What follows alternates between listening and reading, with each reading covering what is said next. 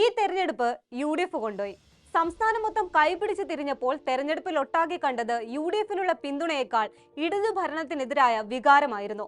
30 വർഷം നീണ്ട കേരളത്തിലെ പഞ്ചായത്തി രാജ് തെരഞ്ഞെടുപ്പുകളുടെ ചരിത്രമെടുത്താൽ UDF ഉണ്ടാക്കിയ മികച്ച വിജയങ്ങളിൽ ഒന്നായിരുന്നു ഇത്തവണത്തേത്. UDFൽ ഐക്യമില്ല, തമ്മിലടി, ദുർബലമായ നേതൃത്വം തുടങ്ങിയ ആക്ഷേപങ്ങളും രാഹുൽ മാങ്കൂട്ടത്തിൽ വിഷയമടക്കമുള്ള ആരോപണങ്ങളും തിരിച്ചടിയാകുമെന്ന് കരുതിയെങ്കിലും അങ്ങനെ ഒന്നും തന്നെ സംഭവിച്ചില്ല. കോർപ്പറേഷനുകളിൽ അമ്പരിപ്പിക്കുന്ന മുന്നേറ്റമായിരുന്നു UDFന്റേത്. സ്ഥാനാർത്ഥികളെ കണ്ടെത്തുന്നതിൽ പോലും പതിവ് തെറ്റിച്ച് തർക്കങ്ങൾ കുറവായിരുന്നു പാർട്ടിയിൽ. അടുത്തിടെ കോൺഗ്രസിലുണ്ടായ വിവാദങ്ങൾ നേതൃത്വം ഊർജിതമല്ലാത്തതിന്റെയും ഗ്രൂപ്പുകൾ ചിന്നിച്ചിതറിയതിന്റെയും ഫലമാണെന്ന് വിമർശനങ്ങൾ ഉയർന്നെങ്കിലും അതിനുള്ള മറുപടി കൂടി നൽകിയിരിക്കുന്നു ഇത്തവണ. നിയമസഭാ തെരഞ്ഞെടുപ്പിലേക്ക് ഒരുങ്ങിയിറങ്ങാനുള്ള ആത്മവിശ്വാസം കൂടിയാണ് കൈവന്നിരിക്കുന്നത്. കണക്കുകൂട്ടൽ പിഴയ്ക്കാത്ത VD സതീശന്റെ മിഷൻ 2025 വിജയം കണ്ടിരിക്കുന്നു. എങ്ങനെയാണ് UDF ഇങ്ങനെ ഒരു മുന്നേറ്റത്തിലേക്ക് എത്തിയത്?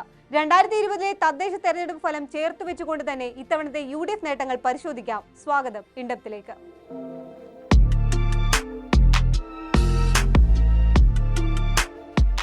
തദ്ദേശ തെരഞ്ഞെടുപ്പ് ഫലം UDFന്റെ തിരിച്ചുവരവിനെയാണ് അടയാളപ്പെടുത്തുന്നത്. 941 ഗ്രാമപഞ്ചായത്തുകളിൽ 505 എണ്ണത്തിൽ ഭൂരിപക്ഷം, 152 ബ്ലോക്ക് പഞ്ചായത്തുകളിൽ 79, 14 ജില്ലാ പഞ്ചായത്തുകളിൽ 7, 87 മുനിസിപ്പാലിറ്റികളിൽ 54, 6 കോർപ്പറേഷനുകളിൽ 4 എണ്ണം. UDFന്റെ സ്കോർ ബോർഡ് ഇങ്ങനെയാണ്. UDF തദ്ദേശ തെരഞ്ഞെടുപ്പ് ചരിത്രത്തിലെ ഏറ്റവും വലിയ വിജയം നേടിയത് 2010-ലാണ്. അന്ന് രമേശ് ചെന്നിത്തലയായിരുന്നു KPCC പ്രസിഡന്റ്. മാത്രമല്ല മുന്നണി മുഖമായി ഉമ്മൻചാണ്ടി കൂടി ഉണ്ടായിരുന്ന കാലമായിരുന്നു. അന്ന് 2 കോർപ്പറേഷനുകൾ UDF പിടിച്ചു. 39 നഗരസഭകളിലും 8 ജില്ലാ പഞ്ചായത്തുകളിലും 92 ബ്ലോക്ക് പഞ്ചായത്തുകളിലും 582 ഗ്രാമപഞ്ചായത്തുകളിലും ഭരണം പിടിച്ചു. അന്ന് തദ്ദേശ സ്ഥാപനങ്ങളിൽ 11,203 അംഗങ്ങൾ ഉണ്ടായിരുന്നു UDFന്. 2010 ആവർത്തിക്കാനുള്ള കൊണ്ടുപിടിച്ച ശ്രമങ്ങളാണ് 2025 കണ്ടത്. 2020 തെരഞ്ഞെടുപ്പ് ഏറെ നിർണായകമായിരുന്നു UDFന്. കേരള കോൺഗ്രസ് LDFിലേക്ക് മാറിയത് കനത്ത തിരിച്ചടിയായിരുന്നു. അത് ആ തെരഞ്ഞെടുപ്പിൽ പ്രതിഫലിക്കുകയും ചെയ്തു. എന്നാൽ ഇത്തവണ 10 വർഷം നീണ്ട LDF ഭരണമുണ്ടാക്കിയ ജനവിരുദ്ധ വികാരം സമർത്ഥമായി തന്നെ UDF മുതലെടുത്തു. 2015 നിലവിൽ വന്ന കണ്ണൂർ ഒഴികെ ഒരു കോർപ്പറേഷനിലും ഭരണം പിടിക്കാൻ UDFന് 2020 സാധിച്ചിരുന്നില്ല. എങ്കിൽ ഇത്തവണ കഥ മാറി. 4 പതിറ്റാണ്ടിലേറെയായി അധികാരത്തിന് പുറത്താണെങ്കിലും ഭരണം പിടിച്ചത് NDA ആണെങ്കിലും തിരുവനന്തപുരം കോർപ്പറേഷനിൽ പോലും മികച്ചൊരു തിരിച്ചുവരവായിരുന്നു UDFന് ലഭിച്ചത്. 50 വർഷമായി തിരുവനന്തപുരം കോർപ്പറേഷന്റെ ഭരണം കൈയടക്കി വെച്ചിരുന്ന LDF തോറ്റമ്പുന്ന കാഴ്ച. അതും ഭരണം പിടിച്ചത് BJP ആണ് എന്നതിനേക്കാൾ വലിയ നാണക്കേട് വേറെയില്ല. 29 സീറ്റുമായി LDF രണ്ടാം സ്ഥാനത്തേക്ക് ഒതുങ്ങിയപ്പോൾ 19 സീറ്റ് നേടി UDF അവരുടെ വരവറിയിച്ചു. LDFന്റെ പകുതിയോളം സീറ്റ് കോൺഗ്രസും BJPയും കൊണ്ടുപോയി. 54-ൽ നിന്നാണ് 29-ലേക്ക് LDF കൂപ്പുകുത്തിയിരിക്കുന്നത്. 10 എന്ന ദയനീയ സംഖ്യയിൽ നിന്നൊരു ഉയർത്തെഴുന്നേൽപ്പായിരുന്നു UDFന് വേണ്ടിയിരുന്നത്. 2020-ൽ UDFന്റെ ശക്തി കേന്ദ്രമായിരുന്ന തീരദേശത്തെ 10 വാർഡുകൾ LDF പിടിച്ചെടുത്തതാണ് അന്ന് UDFന്റെ തകർച്ചയ്ക്ക് കാരണമായത്. ഇത്തവണ ആ തകർച്ചയിൽ നിന്ന് കരകയറാൻ പാർട്ടിക്കായി എന്നതാണ് യാഥാർത്ഥ്യം. ആദ്യം സ്ഥാനാർത്ഥി പട്ടിക പുറത്തിറക്കി പ്രചാരണം തുടങ്ങിയതിന്റെ മുൻതൂക്കവും തലസ്ഥാനത്ത് UDFന് ഗുണമായി. കൈവിട്ടതൊക്കെ തിരിച്ചു പിടിച്ച് UDF നടത്തിയ തേരോട്ടത്തിൽ കൊല്ലം, കൊച്ചി, തൃശൂർ, കണ്ണൂർ കോർപ്പറേഷനുകൾ കൂടെ പോന്നു. കഴിഞ്ഞ തവണ 5 കോർപ്പറേഷനുകൾ ഭരിച്ച LDFന് ഇക്കുറി കോഴിക്കോട് മാത്രമാണ് ഏറ്റവും വലിയ കക്ഷിയാവാനായത്. കൊല്ലം കോർപ്പറേഷൻ UDFന്റെ വൻ അട്ടിമറിക്കായിരുന്നു സാക്ഷ്യം വഹിച്ചത്.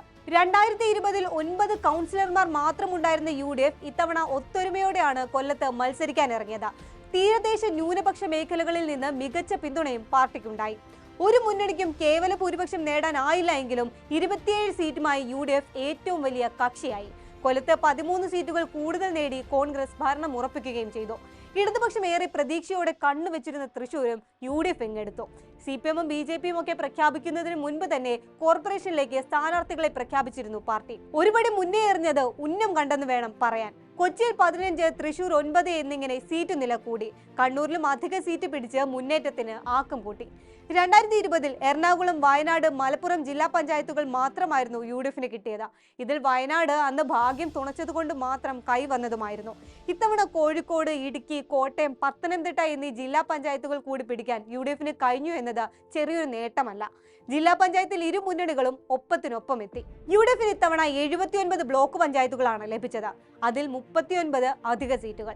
2020-ൽ 351 ഗ്രാമപഞ്ചായത്തുകളായിരുന്നു ലഭിച്ചതെങ്കിൽ ഇത്തവണ ആകെയുള്ള 941 ഗ്രാമപഞ്ചായത്തുകളിൽ 505 ഇടത്ത് UDF നേട്ടമുണ്ടാക്കി.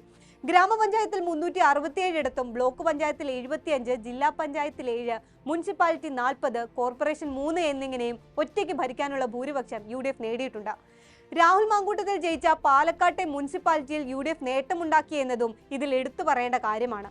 പലയിടങ്ങളിലും എതിർമുന്നണികളുടെ ധനബലത്തിനൊപ്പം എത്താൻ കഴിയാത്തതും സംഘടനയിൽ ഒത്തൊരുമയില്ല എന്ന ആരോപണവും ഒടുവിൽ രാഹുൽ മാങ്കൂട്ടത്തിൽ വിഷയവും തിരിച്ചടിയാകുമെന്ന് കരുതിയെങ്കിലും UDFന് തന്നെ സർപ്രൈസ് ഒരുക്കിയായിരുന്നു അട്ടിമറി ജയം. ജനങ്ങളുടെ വോട്ട് കോൺഗ്രസിന്റെ സംഘടനാ ബലം ശക്തിപ്പെടുത്തുമെന്ന കാര്യത്തിലും സംശയമില്ല. മുൻ MLA ആയ ശബരിനാഥനും അനിൽ അക്കരയും EM അഗസ്തിയും തദ്ദേശ തെരഞ്ഞെടുപ്പിൽ സ്ഥാനാർത്ഥികളായി എത്തിയത് പ്രവർത്തകരിൽ ആവേശം ഇരട്ടിയാക്കിയിരുന്നു. KPCC പ്രസിഡന്റ് സണ്ണി ജോസഫും പ്രതിപക്ഷ നേതാവ് VD സതീശനും ഒറ്റ മനസ്സോടെ മുന്നോട്ട് നീങ്ങിയതും ജനങ്ങൾ അവസരം നീട്ടാൻ കാരണമായിട്ടുണ്ട്. ഷാഫി പറമ്പിൽ MPയുടെ പ്രവർത്തനം മലബാറിലേക്ക് മാറ്റിയത് ആ മേഖലയിലും കാര്യമായ നേട്ടമുണ്ടാക്കി. അധികാരത്തിൽ വന്നാൽ എന്തു ചെയ്യുമെന്ന ചോദ്യത്തിന് കൃത്യമായൊരു മറുപടി VD സതീശൻ മുന്നോട്ട് വെച്ചതും ജനങ്ങളുടെ വിശ്വാസം പിടിച്ചുപറ്റിയെന്നാണ് വിലയിരുത്തൽ. അതിൽ കൂടുതലും സർക്കാരിനെതിരായ ബദൽ പദ്ധതികളായിരുന്നു. ഭരണവിരുദ്ധ വികാരവും കെടുകാര്യസ്ഥതയും പ്രതിപക്ഷം നിയമസഭാ തെരഞ്ഞെടുപ്പിലും ആയുധമാക്കിയേക്കും. പക്ഷേ ഇപ്പോൾ സംസ്ഥാനത്ത് കാണുന്ന തരംഗം ഒട്ടും ചോരാതെ അതേപടി നിലനിർത്തുകയാണ് മുന്നിലുള്ള വെല്ലുവിളി.